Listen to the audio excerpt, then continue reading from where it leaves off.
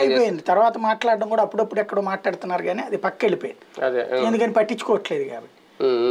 ఆ సింపతీస్కి అట్లాంటి వాటికి వర్కౌట్ కాదు, దానికే వర్కౌట్ కాదు, దీనికేం వర్కౌట్ అవుతుంది లేదు. ఇతని యాటిట్యూడ్ అంతా అటో ఇటో తేల్చుకునే తత్వం తప్పించి అట్లాంటి ఇది కుదరదు.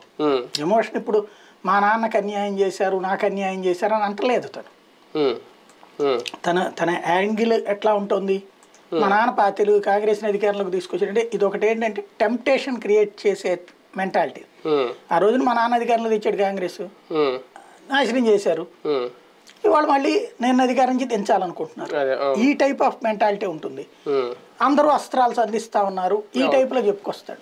ఇతని యాంగిల్ కంటతడి పెట్టించేటటువంటి తరహా డైలాగులు ఇతనికి రాదు.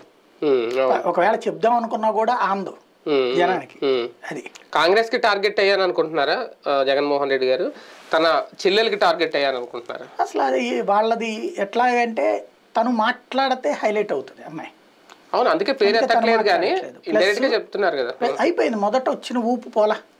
ఇప్పుడు బేసిక్ గా ఇప్పుడు వీళ్ళు ఏమంటారు, కాంగ్రెస్ పార్టీనే వాళ్ళ కుటుంబానికి లైఫ్ ఇచ్చింది, అయినా కూడా కాంగ్రెస్ పార్టీకి వ్యతిరేకంగా తన పార్టీ